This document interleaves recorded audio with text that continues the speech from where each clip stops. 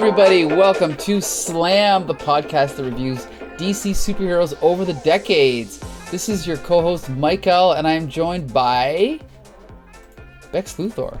I'm not Josh. I'm sorry. No, for the second time in history, Josh is not here. I can't believe it. Yeah, and for the fourth time in history, I am here. Yeah. Been missing on the podcasts, unfortunately. Life happens, and it prevents you from doing the things that you'd rather do, like read comic books and talk about it with your friends. But I have decided that I don't give a shit anymore, so hello. Good. And I made sure that you were here this week because we are doing one of your favorite characters. I love her. Zatara! Zatanna and Zatara. Giovanni Zatara, my favorite comic book character of all time, actually. Obs. Anyway, and we are joined by a guest this week for the first time ever, Kelly. Thank you for joining us, Kelly. Hi. Yeah, thanks for having me. For sure. Okay, so Kelly, we haven't done any pre-interview. We haven't talked about comics at all, but just for the listeners out there, do you have any experience reading comics before doing this episode? Not since I was a child. All right. I've read some Archie comics. I brought, surprisingly, when I lived overseas, I brought comic books with me to teach English, so. Which comic books? I don't know, whatever I picked up at the store. I picked up a variety of them. I don't know which ones they were, oh, there's a cat. There's a cat. That's okay. It's good for visuals. Yeah, so I don't know which ones, to be honest. The kids would like to read them in their, downtime when they were finished their stuff, so I gave it to them as, a reward. Nice. Okay, so this week, as we mentioned, we are doing... this podcast follows, DC superheroes throughout the decades, but also DC superheroes that kind of pass on their legacy to younger characters or children. And this is the first time we've done a father-daughter, not duo, but, father-daughter legacy character. Now, have you ever heard of Zatanna before reading these comics, Kelly? No. Okay. So Zatanna's actually been in a few of the Batman cartoons. Yeah, she was definitely in a couple episodes of, was it Batman the Animated Series? Definitely the Justice League, but she was in the Batman Animated Series. She had an episode, I think. So she was in that. She was in the Justice League Animated Series. She's in the new Harley Quinn Animated Series. Brave and the Bold. Young Justice has Zatanna as a main character, and she's been in tons of the animated movies as well. Mm-hmm. And one live-action appearance in an episode of Smallville. And I am in the middle of watching Smallville. I just finished season 2, so I'm looking forward to seeing that. So she's obviously not a huge character, but she's always been sort of a fan favorite. I know Paul Dini from Batman Adventures or Batman the Animated Series, this is one of his favorite characters, right? And it has nothing... Yes. Nothing to do with what? The fact that his wife's just Zatanna. Oh, really? His wife is a magician. Oh, there you go. Well, I mean, and this is the thing is, she's obviously evolved over the years. She has an interesting history, which we're going to talk about right now. And this isn't actually a very odd place to start, but we're going to start with Action Comics number 1. Now, before we jump into this, Kelly, are you aware of the significance of Action Comics number 1? No. It's the first appearance of Superman. Oh. So if you click back to the cover, it's actually Superman's first appearance. But in these old comics, they always had many, many stories, maybe 12 pages, 10 pages each. They'd have one-page gags. And so in this issue, not only is it the first appearance of Superman, it's also the first appearance of Zatara and the first appearance of everyone's favorite superhero, Congo Bill. So we'll get to him eventually, Becca, don't worry. But for now, we're going to talk about the first appearance of Zatara, Master Magician. And Kelly, you're going to tell us briefly what happens in this plot. All right, so the story of Zatara, Master Magician starts with a train robbery where a police officer is killed by the name of Brady, and he is suspected by his colleagues to be an accomplice of the bad person, the Tigress. And Zatara, the magician, is not convinced, so he plans to set up another train to be robbed to draw the tigress out and her accomplice. So after that, Tong, while they're about to go to the setup, Tong, Zatara's assistant, tells Zatara that there's a meeting of a bunch of thug-like robber types in this shack, and Zatara tells Tong that he'll go check it out and that he should go to the train to set up for the plan. So Zatara confirms that it's the bandits and then attempts to hypnotize them, but gets intervened. They come out of their hypnotization. I'm not sure if that's a word. And then gets caught by the tigress. He gets his hands tied behind his back, and the group sets the shed on fire. But because he's a magician, he obviously escapes. Then he summons Tong because they see Babcock, one of the, I think he's a train inspector. He's exiting the shack and he's happy, thinking that Zatara's been killed. So Zatara hypnotizes him and Tong captures Babcock, and Zatara instructs him to take him to the police. Then Zatara goes to the train to see how the plan is working, sees the henchmen looking at the marked boxcar. The henchmen see Zatara, they shoot at him, and he shoots back. The henchmen throw the boxes from the train that are what they're there to steal. And then Zatara closes the boxcar with the henchmen inside, so they can't get out, trapping them. And then the tigress comes up behind Zatara and points a gun, which he turns into a bullet. That's what it says, but it's actually a banana, which I don't really understand the difference between a banana and a bullet. Then she jumps off the train and runs away because she has nothing to kill him with. The train then is stopped. The troopers catch the robbers. Then they go to intervene the car that has the boxes of goods. The state troopers catch the robbers, and then Babcock is outed as the accomplice of the tigress and says that Brady was never involved. So that's basically the end of the story. Nice. Okay, so yeah. I'm actually, one thing I like about Golden Age comics is they always try to have a fairly complex plot. It's not just mindless fights and stuff like that. So in that respect, I like this comic. I didn't think the art was spectacular, but it was definitely more interesting than I thought it would be. And I've never read a Zatara story, so this is actually my first one. I didn't know he had a partner named Tong, so that was news to me. But overall, it was a little bit better than I thought it would be. But Becca, I want to know what your first impression was of Zatara, Master Magician. Wow.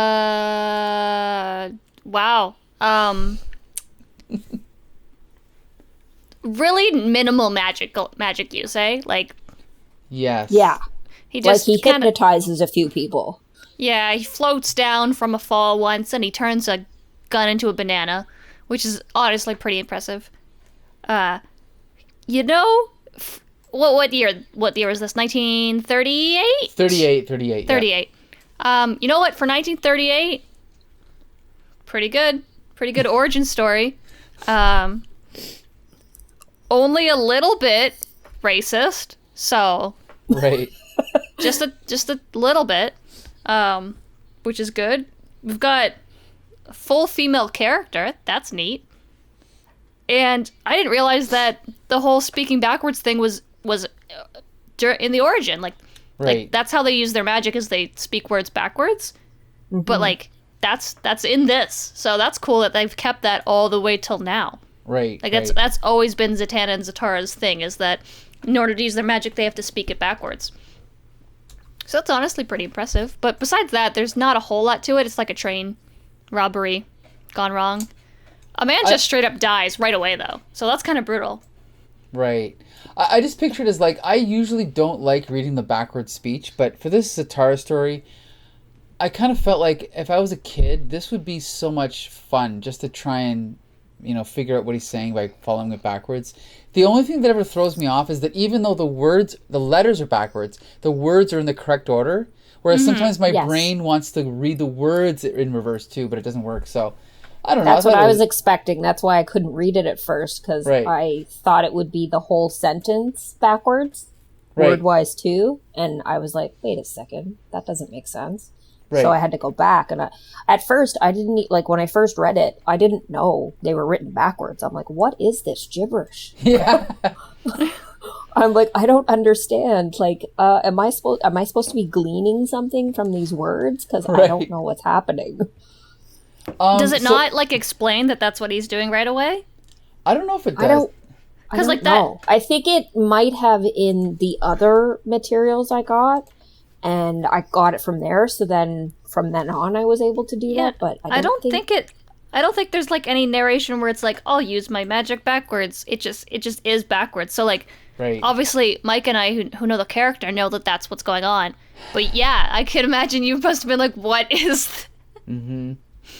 Oh, okay, that happened. Yeah. So I mean, I agreed with Becca about the whole racist undertone, because I mean, the sidekick Tong, I get the Asian descent, and it besides it being very racist, as part of the times it probably wasn't, and it was probably very common for men to have manservants like that. It just reminded me of colonial England, British rule in India, where he could be from.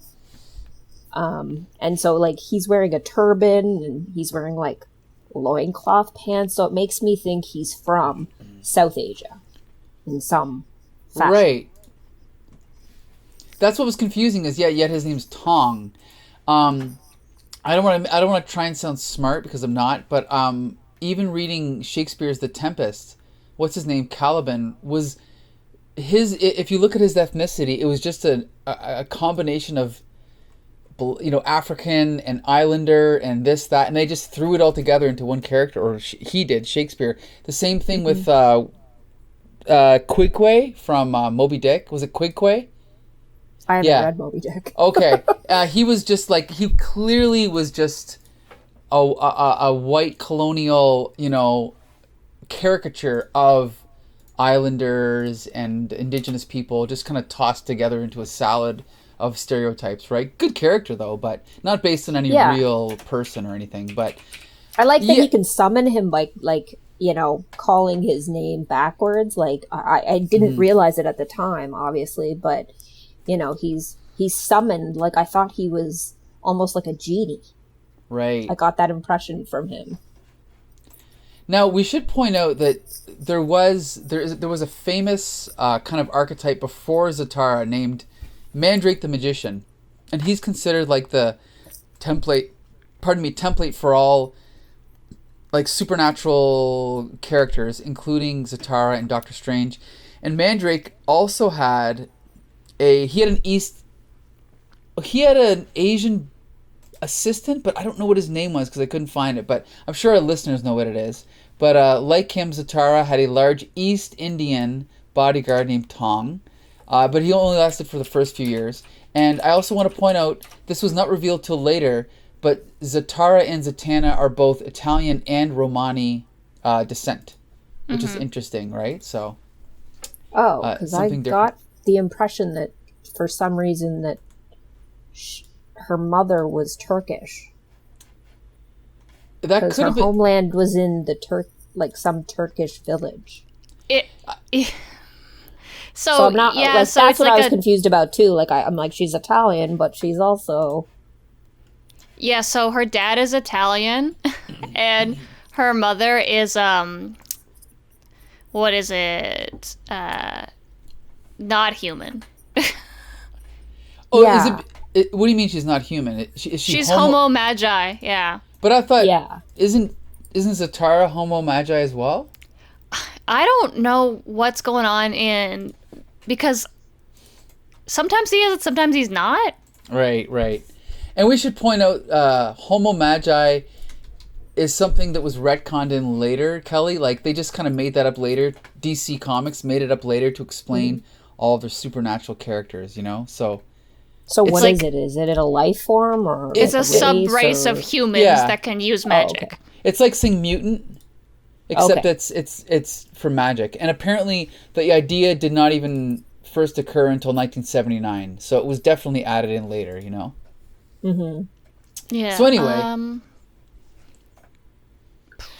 Did anyone else get like a Dick Tracy feel from the look of the characters? They were very like boxy and broad-shouldered and like wearing these suits with like these ties and everything. And, That's... like they had very colorful attire, which particularly with the bad guy Babcock, I thought it was interesting that he was wearing like an orange check, because it made me immediately think that he was connected to the Tigress because of what she was wearing. Anybody else? I mean, you know, it's funny. I didn't think of that, but now that you pointed out it's possible. I know, obviously, Dick Tracy was very influential at the time. So it's probably, that could have been what they had in mind with these characters, for sure. Because I just feel like they were very, like, triangular, you know what I mean? Like, the top, like, shoulders were very broad, and they're very, like, chiseled, and I don't know, I just got that feel from reading it. And well, yeah, because if you flip through this issue, like if you go back to the first story, Superman, Joe Shuster's art is more fluid. It's very sketchy, but it's also very fluid. So yeah, there was definitely a variety of styles in this issue, and I didn't think of it, but you're kind of, I would agree with that. There's a little bit of a Dick Tracy influence in this art, for sure. I didn't think the art was great. I thought it was okay. But I guess I'm surprised the story was fairly well planned out. Because even if you go back to the Superman story, it's like 2.5 stories in one. It's clearly just cobbled together and just put out there, and it ends mid story. And this is more of like it's complete done in one, which is nice, you know? So Zatara did last all throughout the 1940s, but he obviously didn't catch on as much as, say, Superman did, or even Congo Bill. But before we move on, does anyone have any opinions about Zatara? Kelly, do you have any opinions about Zatara? Do you like Zatara? I mean, he's a very minimal character. Like, he hasn't got very much to him. Right. Like, they haven't described very much about him or, his backstory, so you don't really know in the first story a lot of what he's about. Right. It takes you until you read the next one that we're going to do to understand some of the things that he's about. Right. I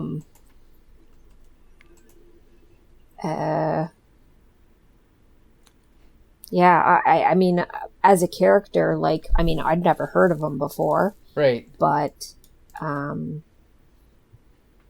didn't learn enough about him to be drawn in. Sure. During this story. Further on, like in the other two stories, I was drawn in. But I'll explain that when we get there. Okay. Becca, any opinions about Zatara? Sick top hat.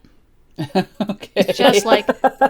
Also, I'm like looking it up, and I think pre-Infinite Crisis, Zatara was never mentioned to be anything other than human, but his daughter and wife were something other than human. And then post New 52, it looks like, they're both considered Homo Magi. So I'm so sorry, Kelly. That was a lot of just really nerdy rambling. That's okay. It can go over my head. The DC universe does this thing where they just reset their universe every 10 to 20 years or so. So they just will be like, okay, we're doing a reset and everything's just going to restart and we're going to redo everyone's origin stories and this is the new canon. So right. Some things used to be canon. So for example, the story we're reading now, up until 2011. It'll be updated with like new details about after his background. 2011, everything kind of changed for fun, and then DC still does this every so often. There's like convergences and stuff. It's Crisis on Infinite. Yeah, I get frustrated Worlds. when they don't like reconcile different things about characters. That like something's like you were mentioning that he's not Homo Magi or whatever that race of people is, and then maybe later on he is. How do they reconcile that? Like, was he hit by an asteroid? Like, what happened? They basically just pretend he always was. Okay. Despite written word saying no, he's just... Right. So it looks like this early version of Zatara gets his magical powers from being the descendant of Leonardo da Vinci, and then the current continuity, Zatara, is just a magical man by birth, not related to Leonardo da Vinci. Okay. Don't know why Leonardo da Vinci has anything to do with magic, but... So anyway, yeah, I mean, reading this story... But he did write backwards, so that could be the whole thing. Wait, did he? I didn't know that. Yeah, he used mirrors. Oh. See, this is why Kelly's here. This is great. Yep. You know what? Now I went that makes to a Da Vinci exhibit in BC years ago, and they showed a lot of his sketches, and even some of his sketches were drawn using mirrors. Wow. Well, this makes perfect sense now. Wow. Oh, I didn't. Yeah, that's cool. I guess mirrors are part of the whole magical. You know what? Everything's field. I guess sense. like they use mirrors to create illusions. Look at this. This is what happens when you read more than just comic books, Becca, right? Don't look over here. Okay. With that, we are going to jump to the first appearance of Zatanna. So like I mentioned, Zatara was around for like maybe 12-ish years, then disappeared, and then when they brought him back, it was in this, well, it wasn't right here, but they brought back his daughter on a quest to find her father. This was a weird story because when I started reading it, I wasn't sure if I was reading the right story because it takes a while for her to be introduced. But to show up, yeah. I found that as well. And can I also say that, like, after I read the third story that we're going to discuss, I felt like that should have been the second story we discussed because... That threw me off, too, because I was like, wait a minute, is she doing the same thing again? But I think it's actually... It's kind of like a flashback. It's like part one, and then if you read it in chronological order, it's like a 5-part story spread out over many issues. So it's a bit confusing, yeah. But that's technically part one of this story. So, yeah. So, Becca, Zatanna is one of your favorite characters, so you can do the honors, and you can summarize The Girl Who Split in Two. Which is in Hawkman number 4. Hawkman number 4 by... I should probably know this. The art is... Yeah. So, while our listeners are listening and you can hear us scrolling, the art is definitely by... Murphy Anderson. Murphy Anderson is a classic Silver Age DC artist who also inked Kurt Swan for many years. Becca, how's that research coming? Oh, great. Yeah, you said exactly what I was gonna say. Okay, hold on a sec here. Let me just look this up quick. I'll find out who wrote this one. First, do you know anything about Hawkman, Kelly? Have you ever heard of Hawkman before? No. Absolutely not. Interesting. But, Okay. So you're kind of going... Okay, I will tell you that, like, looking at him in costume and looking at his wife in costume, I got huge He-Man vibes. That's a good point. I never thought about that. Like the bare chest, especially, right? Well, yeah, the cross with the symbol in the middle, and then she's wearing what she's wearing, but she's got, like, the hawk headpiece that's got the ears that She-Ra had, and... I mean, they were brother and sister, and these people are married, but they also have, like, the green and yellow and red, which I also thought was a little bit Aquaman-ish. You thought it was what? Aquaman-ish, because he used to wear those colors. So I'm like, they can't figure out who wears what colors. In my opinion, Hawkman has one of the uglier costumes of DC superheroes, just because the green does not fit with anything, in my opinion. Well, it he gets doesn't go better. with the image of the hawk. Right. They should have used like a brown or a gray, but There it's you not very go. comic. Becca, what do you Okay. think? He gets better, right? Like 20 Hold years on. later, anyway. Yeah, Hawkman. Well, he's definitely hot in the movie that he's So in. yes, so Hawkman was featured in the recent Black Adam film. Oh, wow. Yeah, He's like the only reason you'd watch that movie. it was terrible. Him he and Who also, Dr. played Fate. him? Oof. Aldous Hodge. That's his name? Nope. That's wrong. Is I've that his never I name? saw seen the Black actor Adam before. recently, and I was like, who is that guy? Well, just because some of the characters I didn't feel like they were named in the movie. Oh, it is Aldous Hodge. He is handsome. Hawkman was just- also. Oh, sorry. Go ahead, Becca. Oh, I'm just looking at pictures of Aldous Hodge. Okay. Anyway, so Hawkman was also featured in certain episodes of Smallville. He's been in a few animated appearances in like Justice League Unlimited, Super Friends.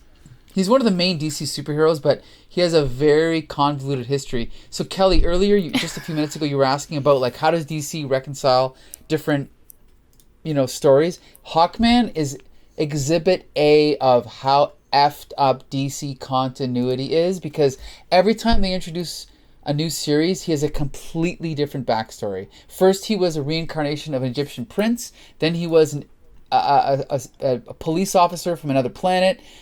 Then they ignored all that and made him a police officer with a completely different backstory. Then they made him a constantly reincarnating character. Then they made him like a multiverse version of himself that he could meet. And it's a disaster. Anyway. He was an Well, 'cause in just a this regular one, he's like a archaeologist. museum curator, so... Yes, Yeah. that's this one, yeah. Main continuity right now, I think he is the archaeologist, but I don't know if he's also the alien archaeologist or the human archaeologist. Right. Because sometimes he's an alien. Sometimes Yeah. they're Well, from they said that he has Thanagar. a spaceship in this one. Yeah, so they're aliens in this one. In this comic for sure. They're from Thanagar. Yeah, this is we'll call this the Silver Age version of Hawkman that lasted from about 1960 to 60-ish to about 1989-ish. So he had a good run, but this is the most famous one, I think. But anyway, Becca, you're going to tell us what happens in The Girl Who Split in Two. Yeah, so I didn't know that Zatanna's first appearance was in a Hawkman issue, so that's pretty cool. So we start off the issue, and we have Carter and what's Hawk Girl's name? Shiera? Shiera. Shiera. Yeah. It's one of those things that I've read my entire life, but have no idea how to pronounce. Yeah. So they are at their museum that they work at, and all of a sudden there are popping up artifacts that they do not have and have not had in their museum, and they are like, oh, well, what's this mystery? Better go solve it. So 2 artifacts pop up. One is from Ireland, and one is from China. So they split up, each takes an artifact to find out where these things came from. We follow Hawkman first, and he is going to, where is it specifically? Does it matter? Somewhere in China? Sure. And he The gets lost city of Yin. the lost city of Yin, and he gets immediately attacked by people who are trying to pillage this city. But he manages to defy them, and he quickly uses a stone dog to smash his way into a temple of sorts. Even though he definitely is strong enough to do it himself, but that's fine. Has a few little kickies, beats up some more bad guys, and then stops when he sees a statuesque woman in a full magician's garb standing there and speaking in strange a language that he's never heard of before. So he's like, well, I'll figure out this mystery later. I gotta save this girl. So he picks her up, and she's like stiff as a board. She's not moving. And he takes her to his spaceship. Because the fun thing about Hawkman and Hawkgirl is their spaceship can do whatever they want that the plot needs. So it's the plot device spaceship that knows all things, all knowledge. It knows all knowledge and can determine all any sort of events going on. So that's fun. So then we go back over to Hawkgirl, who is in Ireland now, and she is also getting attacked by random people trying to pillage some old ruins. Sorry, I gotta scroll past all the ads. No problem. And then we see there is another Zatanna who is also stiff as a board and talking in this weird language. And Hawkgirl goes, "Oh my god, what's wrong with this girl? And I don't know what's happening to her." So she brings her to the spaceship. So Hawkman and Hawkgirl, both in the spaceship, both have identical clones of Zatanna. And they use their magical spaceship to put together the things that both halves of Zatanna are saying. And it turns out she's been speaking in half words. Each Zatanna has been speaking like one letter and then another letter and then another letter and then another letter. And then they put it all together and it's like, "Hi, my name's Zatanna. I cursed myself in half."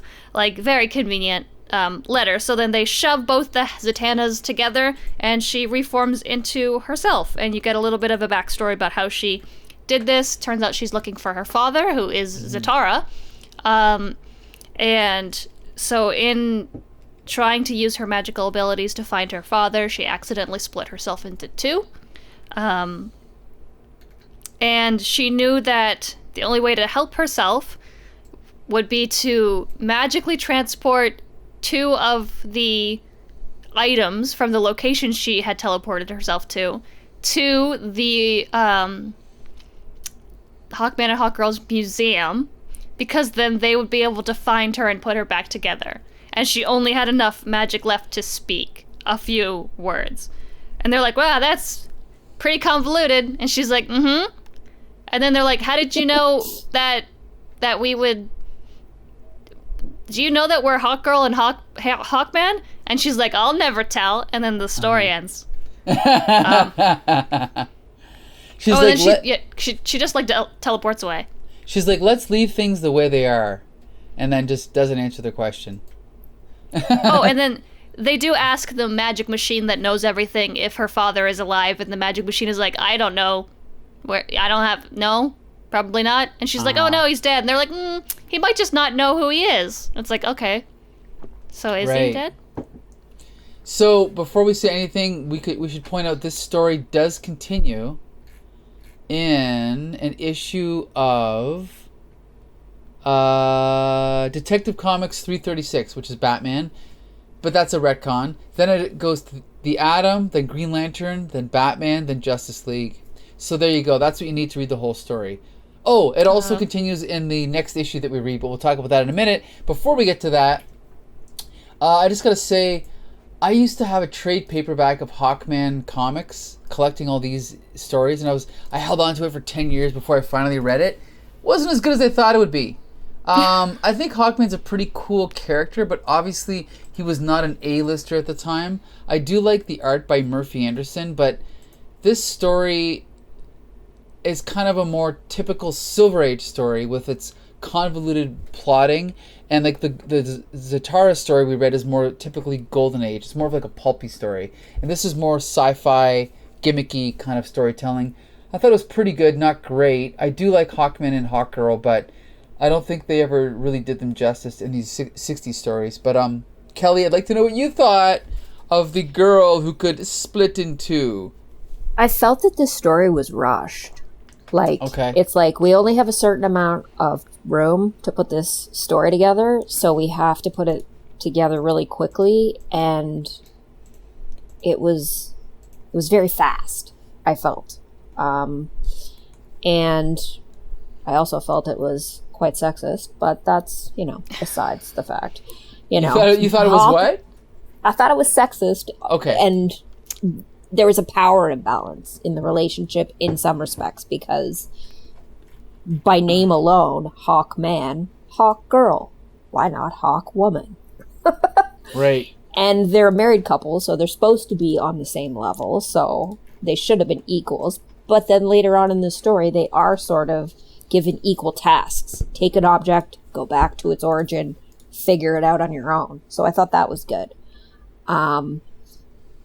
And then, I do understand that they probably used girl to insinuate that, preserving her youthfulness and attractiveness, whereas when you say, Hawk woman, it denotes, maturity, less desirability, perhaps. You know what I mean? So I get it.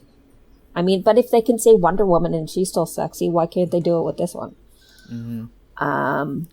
I especially enjoyed the Mongolian language. Like when Hawkman gets to Asia and he says, "Birdman, hide behind dust." Just like, oh rough. My god. Yeah. And I loved the word absorbicon, because I was like, it's like saying computer in the internet way back when. Right.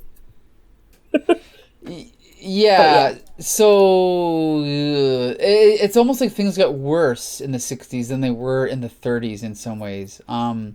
I will point out that Hawk Girl did finally become Hawk Woman, and she was finally allowed to join the Justice League in the mid 1970s. That's how long it took. It took like 15 years for her finally to be considered an equal to Hawkman, but she did finally get there. So she's Hawk Girl question, again now. Had Wonder Woman been created at this point? Like, yes.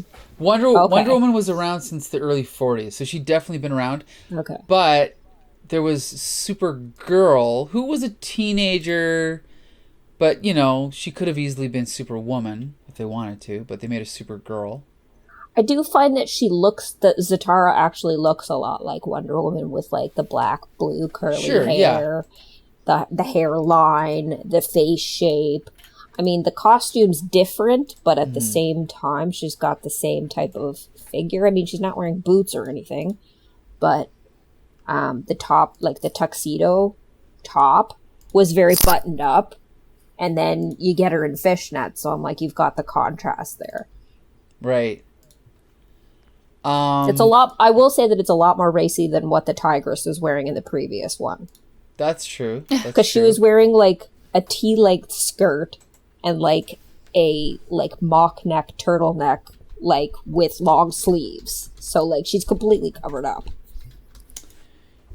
I also okay. So I want to point out that at one point, Becca, I'm sure you remember this. They tried to give Zatanna a different costume when she joined the Justice League. Do you remember that? She has had more costumes, I think, than like any other female Justice League member. She's had so many. Which one are you talking about? The really bad one? It's like, I'm looking at it right now. I will send you guys a link. Is it the one that's shown in her character profile? Oh, and who's who? That's probably it. Yeah, let me bust that out right now. It's like blue and white. She's got the big cape? Yes. I love that one. It's not bad. That's the one she had when she joined the Justice League. It's okay, but I like that. I find that she looks more like a gypsy in this character profile. Like, she looks a lot like her face and her hair. I don't know, and the way she's holding her hands, she looks more like a gypsy there. That's true. Grey Morrow. Like a sorceress. Like, she's gonna, like, cast a spell on her. Sure, yeah. That was her look for a long time, like 10 years or so, before she went back to the fishnets. Yeah, and then they've given her, like, a corset and the fishnets. She's almost always had the top hat after this, which is great. I love the top hat. I like the top hat. It's classy looking. Yeah, they do give her a corset a lot in recent ones. Not so much like a full bow tie. Well, I find that in this character profile picture, she looks more full-figured, which is different from the previous. Right. She gets pants when she's in the Justice League Dark, so that's good for her. But then they're like, nah, no more pants, I guess. Well, who else would wear pants? Every male character in Justice League Dark. They all wear pants? They were tights. They were tights. Justice League Dark is weird because it's a bunch of like freaky deaky people. And like magic users and like Dead Man and stuff. Just so you know, if we ever do a Zatanna Part 2, we will get to this Grey Morrow Zatanna series. So keep that in Oh, mind. okay. But for now, we're going to talk about Hawkman number 4. Becca, what did you Right. think of this story? You know, it's not the worst thing I've ever read. Okay. It's also not the most racist thing I've ever read Okay. on one of these podcasts. It's definitely up there, but it's just It's a little rough. yeah. Sometimes when these older comics, you're just like, oh, cool, Zatanna's first appearance, and then you're like, oh, that's a lot of anti-Asian racism. Damn, you just kind of get a little whiplash about it. Yeah, I like Hawkman and Hawkgirl. I think they're interesting, like, when they're written well. I like when they are aliens. That's, like, my preferred version of them. I like when they're alien cops Right. with bird wings. Man, this is weird. I'm, like, just saying it out loud, verbalizing it is really Yeah, I weird. know, eh? She doesn't have a whole lot to do in this, and Right. literally she is just a doll, Zatanna. So not a whole lot of agency in her own origin. It's basically like, I made a mistake, I'm just a girl. Well, I mean, hell? objectively, couldn't you could have started this story on page, like, when did she first appear here? Page 7. Like, all this other crap, like, she could have just appeared in their museum and then just gone from there. Instead of stopping the story after 12 pages and having another story as the backup, why didn't they just devote these full 12 pages to Zatanna, right? Well, I feel like they spent more time on the like the back part of like, where did these objects come from, and they were more important than she was. Mm-hmm. Ultimately, like, Right. they were how they found her, but the process of going to find them was more important, or took more time than actually what they like. That's why I felt it was so rushed when they got and they found her, because they just rushed through everything about her, and then it's over. And I'm Right. like, what? Right. Yeah, that's what I 'cause- mean. Oh, go ahead. That's Becca. why I felt it was no, a go ahead. rushed story. That's the thing, is that I love Silver Age DC, but sometimes you read them and you're just like, it's such an easy fix. Like, you screwed this up in such an obvious way. You could have done it so much better. You could have kept the writing roughly the same and the art roughly the same, and just like had a tweak and just focused on what the meat of the story, instead of what we got, which was just a lot of fluff. I thought, like, wasting so much time on this crap. That's how I felt about it.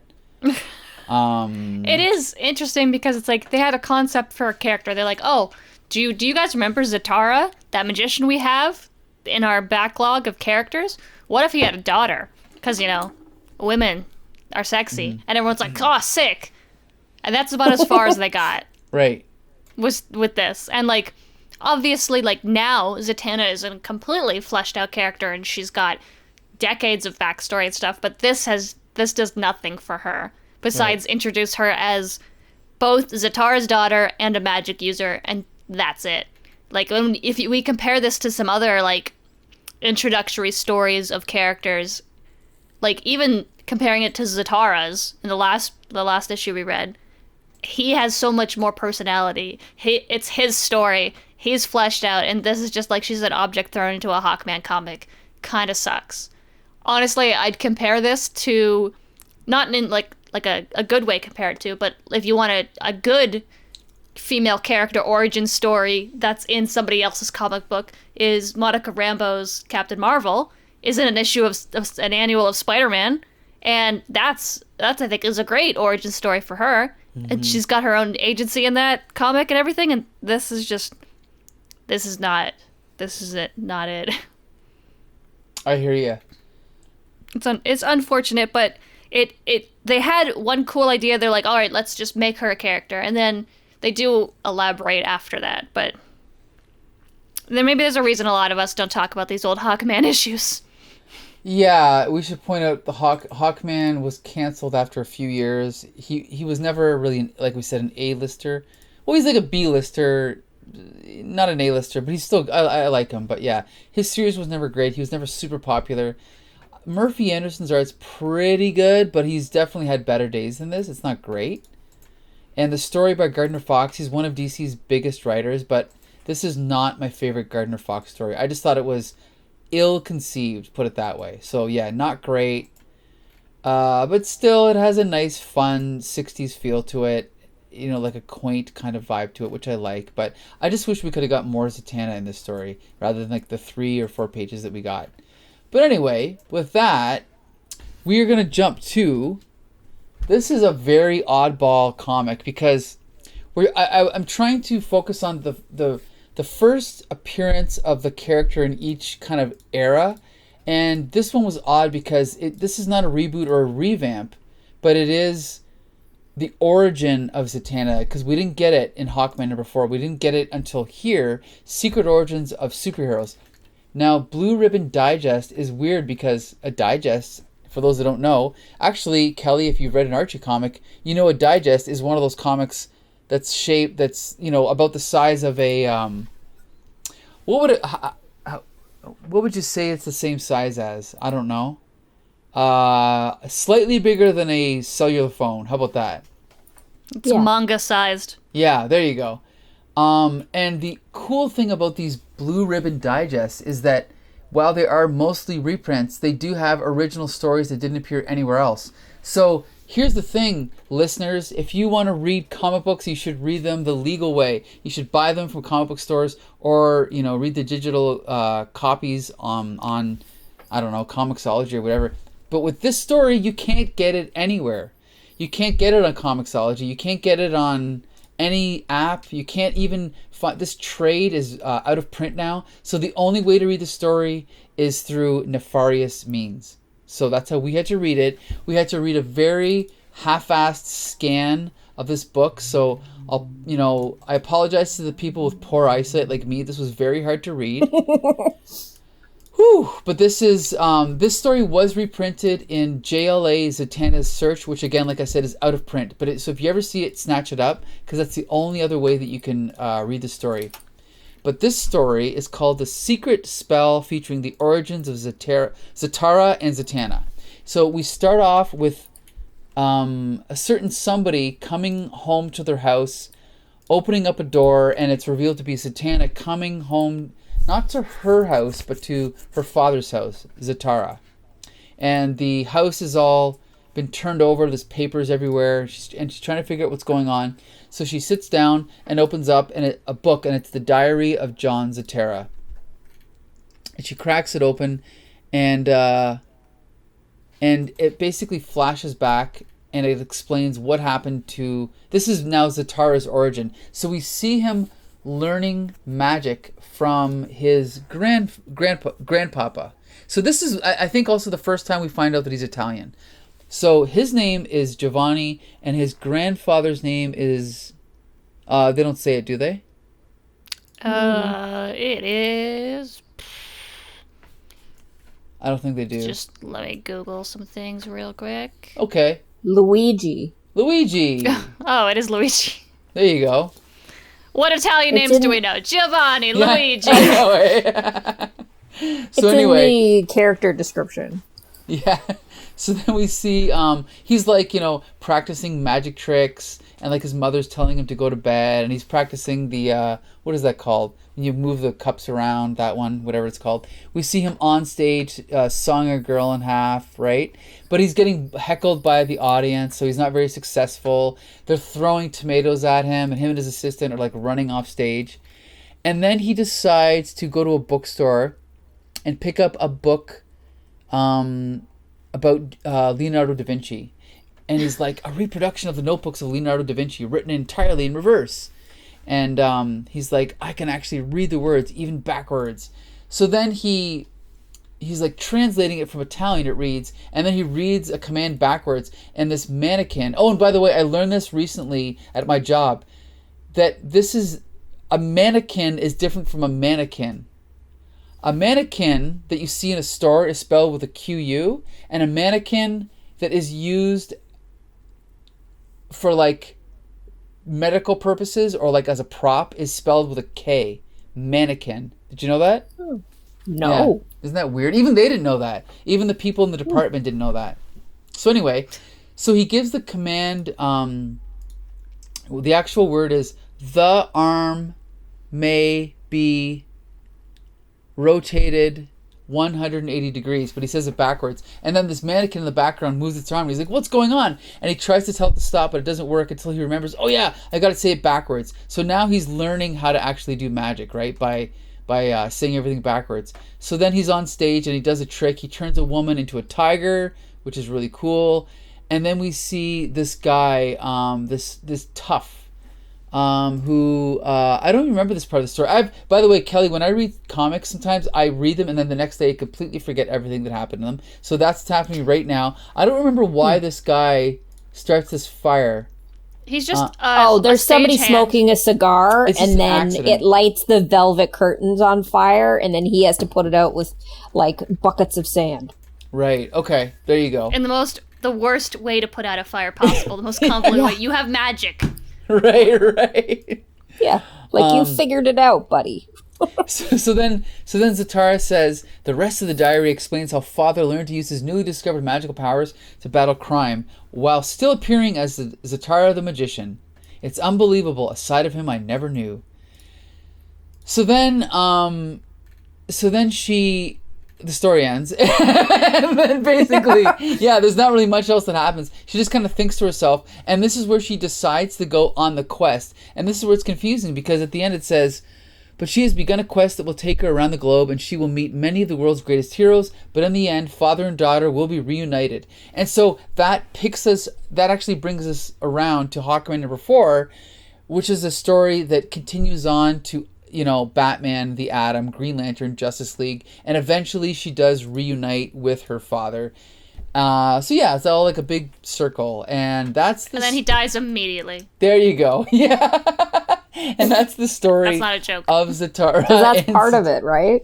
Yeah. Yeah, he sacrifices himself for his ex-wife and daughter. And it's sad. But don't worry, he comes back. Debbie Downer. Yeah, so they all do. Yeah. So anyway, I thought this was pretty interesting, I thought. The art was okay. We've come across Romeo Tanghal and Vince Colletta before in Spider-Man, and the writers Gerry Conway, who we come across in Spider-Man. Gerry Conway infamously wrote The Death of Gwen Stacy, and also had I think he's written more issues of Spider-Man than almost any other writer. He did Amazing Spider-Man, Spectacular Spider-Man, Web of Spider-Man. He did a Carnage series recently. So yeah, he's been around for a long time. This is not his best work, but it's probably better than the first two we read, maybe. I don't know. But Kelly, what did you think of this one? Okay, in comparison to the other two stories that we've read, where it's very blunt writing and it's very to the point, like, this is what happens, this is what happens, this is what happens. This one starts off and it's very descriptive. It's describing the sounds, the things that are being seen. Like, it's super, super descriptive. So it almost, and I hate to say this, but it almost sounds like a feminine telling of her story. Okay. Because women are a lot more descriptive than men. Men just say, I see this. Women will say, I see this, and then say what they've seen. You know what I mean? So, like, when they say, like, headlights slice the darkness like demons' eyes, like, that's just elaborate. Like, I don't know what the reasoning is for making the story so descriptive, but it actually brought me into the story more, because I was like, oh, okay, it sounds like it's going to be, like, dark and gloomy, and it's going to be, scary maybe. But it didn't. Right. I will say Gerry Conway, although he has written some pretty terrible comics, he did go on to become a professional screenwriter on TV, at least. He did the Father Dowling Mysteries. He wrote a rejected screenplay for Conan. So maybe at this point he was already branching out a little bit into television and film and other things. So he's a slightly more accomplished writer than the average writer this time. So maybe that's why the prose is so elaborate, I guess you could say. That could be the reason. I don't know, but that could be part of it. But yeah, like I said, I definitely thought it was the best written of the three, and the art, you know, fans notoriously hate Vince Colletta, but I thought the art was fairly good, if a little bit rushed and kind of stiff, but I thought it was fairly decent. But Becca, what did you think of this one? Probably my favorite of the bunch, just because it actually, like, you know, explains some things. But really, it's not so much Zatanna's origin as Zatara's again. Right. Like, we go back to his past and his family and how he figured out that he had magic abilities, and then literally right at the end she's like, I wonder if I could talk backwards, and she can and does magic, and she's like, well, better go find my dad. Yeah. Like, I feel like I feel like they don't discuss anything. Like, she mentions nothing about her mother. What, did she form out of thin air? Like, good point. I don't know. I feel like they didn't discuss anything about how her parents met. I learned that in the one sheet about her character, that her parents met in northern Turkey. I'm like, why did that have nothing to do with either of these last two stories? Yeah, because this is really just another Zatara origin story, and then it's just Zatanna deciding to go find him. But really, like, her awakening of her powers and her decision to go find her father is her origin, so, like, that should have been the story, with a little bit of, like, reading the diary to figure out your dad's past. Like, Well, she wants to find out why he doesn't want her to find him. Because of that other thing. So that's what was helpful about the profiles of the two characters, because I was like, what thing? Yeah, this isn't an origin story for her. This is just another Zatara story, but it is a better Zatara story, I think, than the first one. But as far as Zatanna's story, it is not. But she does go on to have better stories and explore, like, after this, she definitely goes to find her father and becomes one of the best magical users in the DC universe and figures out why her dad left her. Turns out it was a curse. And then reunites with her mother, then finds out that she's the real wizard, Harry. Like, but none of this is in here. Right. Like, I want to see Zatanna learn how to use her powers on her own without her father's help, and then figure that out. But we don't get that. Is there any comic book that explored that? Every Zatanna comic after this. Yeah. Oh, okay. Zatanna gets much better later on. Like I said, if we do a part 2, we'll get to her 80s and 90s appearances eventually, so. Yeah, she gets her own solo run, right? In the 90s. Right? Yeah, it's 4 issues. Okay, never mind. Yes. So there you go. There's our part 2 coming soon. Yeah, so she has a special that was in 87. Then she gets a 4-issue miniseries in the 90s. And a couple in the early 2000s. And then my favorite, Zatanna Volume 2, is a 16-issue run written by Paul Dini that is really, really good and explores her background a little bit more. But she's mostly in, like... She's not, like, Wonder Woman. She doesn't have really a lot of her own stuff. She's in other people's stories, but then you eventually find out more about her eventually. Like, she's really big in the Justice League Dark right now, which is, like, the Justice League, but all of the grittier superheroes. And she's kind of, like, the main character of that. But look, I'm looking at it, like, all of her solo titles, and there's 6. So does she have, like, like an arch nemesis? That's a good question. I don't know. The Upside Down Man, in recent memory, he's like a being of pure dark magic. A lot of the time, her and John Constantine, who's another magician, team up and they defeat, like, demons and, like, the devil, like, literally Lucifer, and things like that. Like, but yeah, she doesn't have, like, how Superman has Lex Luthor. Right. At least that I know of. Oh, Allura. Yeah, no, she does. Allura. Allura is the one that cast the spell on her father. Yeah. Yeah. But that's kind of more like her But dad's. that's still more his story. Yeah.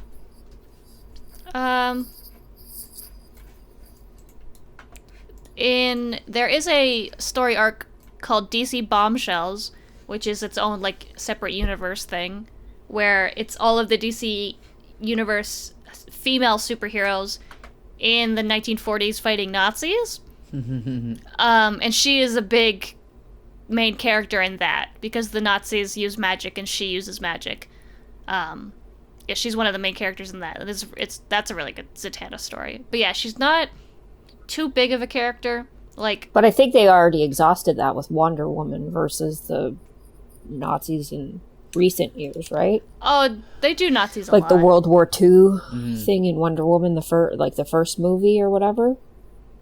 Yeah, which is confusing because in the comics it was World War II, in the TV show it was World War II, but in the movies they made it World War One. Oh, was it? Oh, and then okay. they rewrote I got the impression it was World War II. Yeah, they did that because Captain America was World War II. And then the comics they rewrote it to match the movies. So yeah, there's DC at it again, right? Okay. But yeah, honestly, DC Comics, they do fight Nazis a lot, because a lot of their characters are Jewish, which is cool. So they just fight Nazis a lot. I want to point out really quick, I found this image. I forgot about this costume. Before she got the famous one we talked about, she got an uglier blue costume before that with the little pixie boots. Boob hole and a pixie boots and a, what is that called? Not a ponytail. It's kind of I guess it's a ponytail. It's just a really ugly costume. Yeah, we don't talk about that one. The second one is where it's at, but that first one. That's not okay, it. I guess the question I'm trying is... to think of other, like, Zatanna bad guys. Yeah, I don't know. But I guess the question really is, Kelly, does this comic or do these comics make you want to read more Zatanna stories? And feel free to admit if you don't. To be honest, once I read the character one sheet, like, about, like, the character origin, more so than the actual stories, yeah. But if I had just read these two stories and not understood anything from that one sheet, I would have been like, no, because, she seems like a secondary character that's not going to amount to much. You know what's funny? You should mention that because, so yeah, the one sheet you mentioned is from DC's Who's Who, which is the guide to all their characters. Marvel also had the Marvel Universe, the guide to their characters. And those were written by people like Peter Sanderson, Robert Greenberger. Marvel Universe would have been Peter Sanderson and Mark Grandwald and others. But I also noticed as a kid, I would read these bios, these one-pagers, and be like, these characters are so cool. And then years would go by. I'd finally read the actual stories, and they'd never live up to the description. It's like the summary of the story is better than the story a lot of the time. Yeah. And that's... it's like they forgot to go back and read these things. Yep, I agree. You're right. These one-sheets are more compelling sometimes than the actual comics. I do recall as a child reading things like this, maybe not about these comic book characters, but like I remember, about characters on TV shows, and I would like write out what all their abilities are and all this, and then I would try to write like stories. Oh, that's cool. Of their adventures. I would make like me and my friends would make little clubs, and we would meet up and like try to write our own stories about awesome. These particular characters. I don't particularly know what characters, what show. Might have been like Babysitter's Club or something for all I know. But that's something we would do. Like we would sit around and discuss, and it's similar to this format, I guess. But yeah, we would do something like that. It was interesting. It was a good treatment, like a good... No, that's super cool. Writing exercise. Right. I used to do that with like G.I. Joe, Transformers, and like Marvel and DC superheroes. So that's totally cool. Becca, did you ever do anything like that? No, I went outside. No, I'm totally kidding. Absolutely. We did too. I mean, I didn't. I'm one of those kids that came home like when the lights went on. My mom had to kick me out, and I would just read comic books under trees. Awesome. I was like, ugh, there's bees out here, Ma. No, I did a lot of doodling as a child, I think. And like making up my own characters and then self-inserting them into the comic books that I was reading. That's me. A lot of fan fiction. A lot of Batman kissing Superman fan fiction. Nice. Yeah. For a while, I became obsessed with mice when I was a kid because I found a field mouse, and it was injured. So I put it in like this little house box, and I put it on the side of my house because my parents wouldn't let me put it in the garage. And then eventually, like, the cat next door ate it. Obviously, yeah. So that's your villain origin story? Yeah. Right. But then I remember that I was visiting my grandparents in Montreal, and I drew like this mouse character. Okay. And my grandfather submitted it to the Montreal Gazette, and it got put on the cover of like the TV like guide inside the newspaper. And he brought it out when I came next. I was like, oh my gosh, that's my picture. I did that. So it's probably in the Gazette archive somewhere from the 80s. That's pretty cool.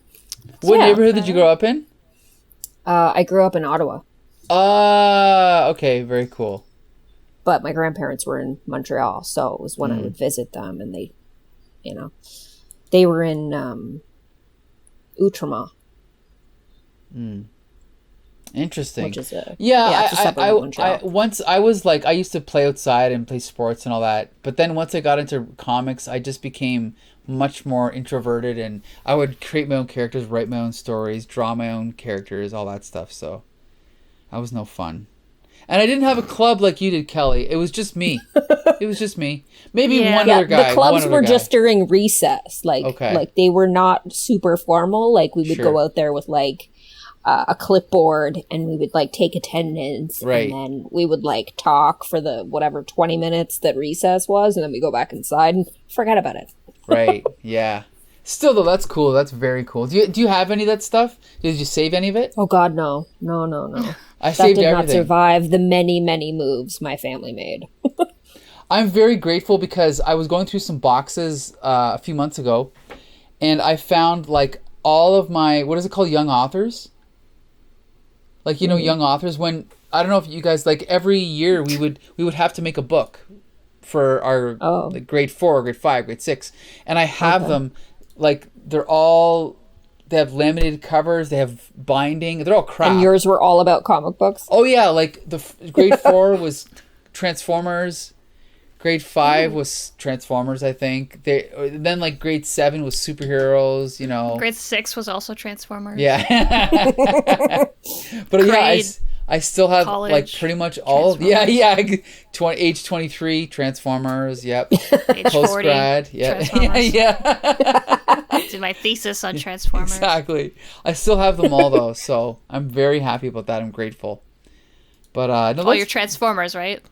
Huh? That's what we're talking about? You still have all your Transformers? How Transformers I still have my actual and Transformers Shakespeare as well. compare. Oh, okay. Yeah. So yeah, this is So here's the thing. I actually I invited Kelly to be on one of 2 podcasts, and coincidentally, Kelly, the characters that I had in mind for you coincidentally lined up, and then the next podcast we're doing 2 weeks from now is also a character I've booked you for. I hope you want to join us again in 2 weeks, because we're going to be reviewing Shazam comics. No, the Shazam TV show. The Shazam TV show. Are you interested in helping us review the Shazam TV show? Jesus. That sounds like fun, actually. You should like, say when no. was the show made? 1970s. Oh, God, it's going to be great. Yeah. Should Shazam and some old guy live in a van together? You don't want to watch this show. Have you seen it, Mike? I've seen it. I watched it when I was a kid. Yeah, when it was on. Yeah. Oh, Jesus. What were you going to say, Kelly? No, I was going to say, if it's anything like The Prisoner, did any of you watch The Prisoner show? It's like this British, weird, artsy show. I actually had to watch it in art class, and if it's like kooky and weird like that, I'm into it. You know, I bought the DVD box set because I heard so much about it, and I could not. And then you watch it, and you're like, what? Yeah, I could not finish it. I mean, I'm sure it was like avant-garde. You gotta watch it with somebody who majored in like art history or something. Right. I Because totally they'll respect point out it. all the like Right. subtleties in it that you're missing. Yeah, like I have respect for it, but I just couldn't watch it. Maybe if there was a prisoner club or something that I joined, right? Then we could all watch it I bet you together. there is. Yeah, there probably is. Or So anyway, there's probably a podcast at this point. yeah, there you go. Maybe we'll start one. Yeah, adults don't have clubs. We have podcasts. True. Exactly. So there you the go. club has become the podcast. Yes, yeah. This is basically the same thing we were doing when we were kids. But anyway, Except I'm talking to real people this time. Yeah. Okay. Anyway. So there you go. There's our Zatanna episode of Slam. We want to thank Kelly O'Donnell for joining us. Thank you, Kelly. You're welcome. It's Nice been a to be great here. time. We will definitely have you on again on Taped Crusaders, as well as a future episode of Slam and Taped Crusaders. So this will not be your last appearance. As long as you want to come back, you're welcome to come back. Awesome. There you go. We want to thank Bex Luthor for joining us for your first appearance of your favorite superhero, Zatanna. Yeah, you know, I couldn't miss it. Yeah, sorry, I don't have anything witty or funny to say anymore. She had to represent. Yeah, there you Dude, go. I'm like, check out my sick Zatanna cosplay. Oh, that's right. I forgot about that. Yeah, we'll post that along with the episode. Anyway. No, you don't have to do that. Okay, fine. Whatever you say. Anyway, you know those pictures It's on the exist. internet. Yeah, it's on the Yeah, internet. I know. It's on the internet forever. If you Google Syndicate Zatanna, it will show up, I think. Comic Book Syndicate There I am. Zatanna, Bex Luthor. Anyway, okay, there you go. So be sure to join us for the next episode of Slam and Taped Crusaders, and upcoming for our review of the Shazam movie as well. Don't forget about that. That's coming out soon. Fury of the Gods, right? I did forget about it. Yeah, no, you can't, because you'll be reviewing it with us. So anyway, there you go. So until next time, see you later.